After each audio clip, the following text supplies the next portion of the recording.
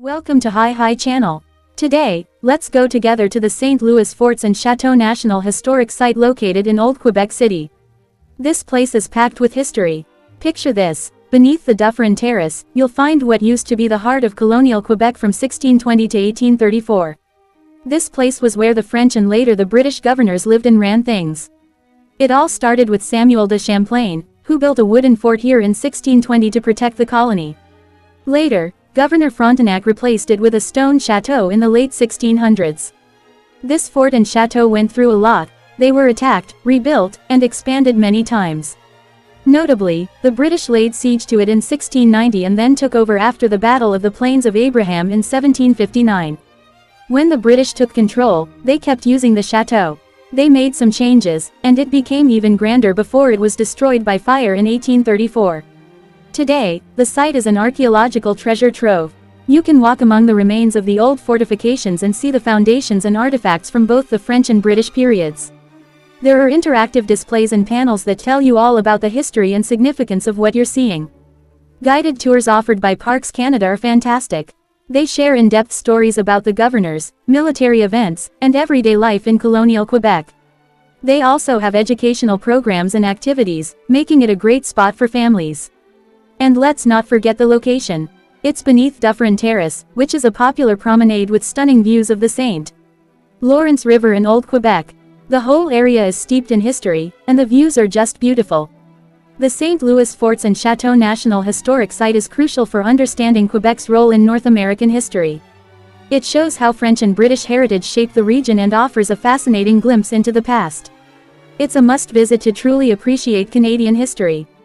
And he attended the governor. They also had the chance to see the King's Awakening, which is an actual tradition in France.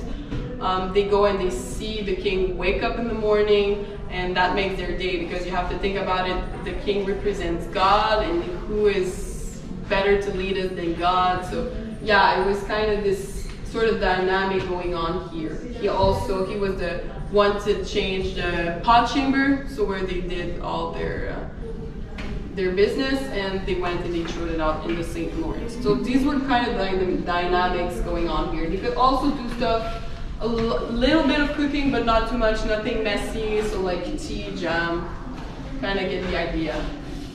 Yeah. This place is not my favorite place either, but I'm going to tell you. You can see this was a place of amusement, more prestige, because of the floor. The floor, the material was something that looked like marble. So it was more prestigious. And who do you think served the people? The men or the women at the French period? The men? Yeah, exactly. That's men or mixed. They liked men serving men because there was kind of these times of unequalness. So we were in a spacious room where there were servants and men serving men, and really to show food demonstration here. So you can see it from the size of the place that it was prestigious. Also, you have to imagine, when we're in the castle, it's all roofed, but like art, like on the representation here. Kind of give you a clue of what the room looked like. There was also a big table for food preparation as well. What's actually really interesting about this place is that here you can see a little dog in the wheel. So apparently that's something they actually did. In Montreal, they found some archaeological proof about that. So in Castle Ramses, and they would make a dog turn in a wheel like you would make a hamster turn in a wheel, and that would activate some kind of mechanism for food cooking. So since they had no electricity, that's the best way they found to cook food. Yeah, you have one of the first sinks, 1775, so it was in North America because it came from Europe, and a window here. So you have to imagine they threw everything out the window, there was no garbage. Same kind of logic here. No recycling. About this place. So during the French times, it was a pantry. During the English times, we have no actual proof, but we think they stored the salted meat here. So since it was already salted and greasy, it could be preserved well. What's also cool about this place is that we have some of the oldest artifacts, so 1610. You have to think something like 400 years old. It's still pretty well preserved. So that's kind of something I like to mention. Mostly First Nations, less European, but still 400 years old. And recently Quebec celebrated its 400th birthday. So really the cradle of the North American civilization even. Other interesting thing about here is that archaeologists dig under the rock and they found a wooden base, and that's where we think the first habitation of the cliff was. So 1620, the kind of house of the explorer Samuel de Champlain, the founder of Quebec City, and that guy is really mysterious. We don't know a lot about him. We have no visual representation about the guy. Only a self-portrait he did of himself that looks like a kind of little handyman. So he was fighting off for two different clans of First Nations and all. And he was really an enigma. He talked about all his conquests. He was kind of like a genius even, I think. He was like explorer, cartographer, military man. He went to the Caribbean. He did a lot of conquests. He had a lot of knowledge, but he never talked about himself. So no one knows how he looks like. Something he's a redhead, something he has brown eyes, brown hair, but no actual proof. So all the statues you see, they actually took a good French, well-looking Frenchman, and now you see him everywhere in the city. And they did that for other important figures too. So you have to check. Usually it's written down somewhere, fictional representation. Yeah. Here you have a hallway. And at the time, it would lead to the second floor. So 1723, there was a period of Frontenac, but now it has all been destroyed. Interesting fact about this place, there was a lot of other pieces in the castle, but in 1879, a lot of them were turned down by mistake because they started building the funicular. So at the same time they built the terrace, they built like the elevator to go from the upper city to the downer city, and at that time they had no really interest in preservation.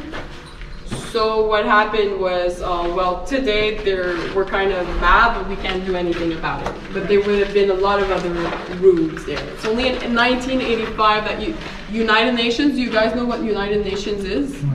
Started taking this site seriously. Because before it was more Europe we were concerned about, but here we can do some clear links with what happened to Europe, so it's still super important. And it's the foundations of North America, so the identity of all the people in North America is pretty relevant. I like to play a little game, but it's actually a very short game and not too demanding, so don't worry about it. But, yeah. Yeah. So actually, this is just a little exercise to make you kind of think, like, these were exotic times. We were in a place where people had some ugly living conditions. So I talked to you about the fact that they drank mostly wine, which means they weren't healthy. Or like King's Awakening, we're in the time of kings and queens. So like 300, 400 years old, it was really different from today. But at the same time, some stuff don't change, and we're still closely related. So there's this huge debate, mostly on French language, and now you can better understand it when we see these kind of things. Fork, utensils, we still use that today. This actually looks like an IKEA pot. So yeah, we can still kind of recognize ourselves. So this shows the whole importance of preservation, basically. Yeah. Here you're going to see the wall of the first castle, so 1648. First one that's going to represent the king, because before Samuel de Champlain was mostly a military man. He mostly said everything about the colony to the king of France, but was not a political figure. Yeah. And then we stop here, and this is the last stop. This is the storage cellar. So I talked to you about the wine and how it explains a lot of decision making. So basically, water was not sure. What did that do, you think?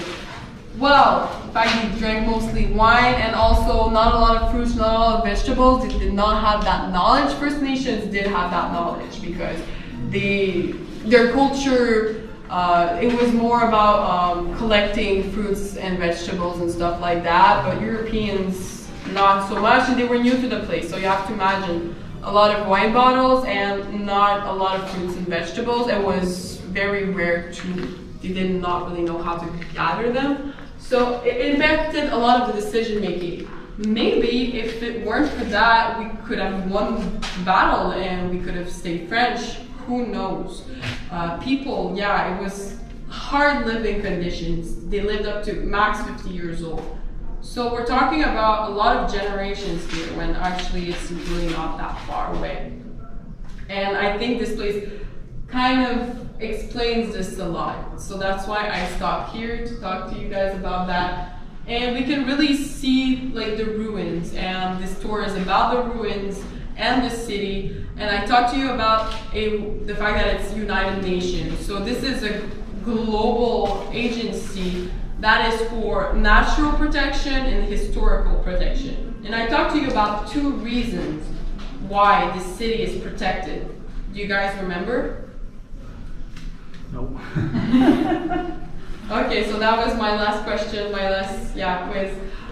So the only French-speaking people in North America, well, we're the cradle of like the French-speaking people in the whole North America. So first French Empire, and we survived the English domination. So from 1759 to today, and I'm still my first language is still French. So this is pretty spectacular.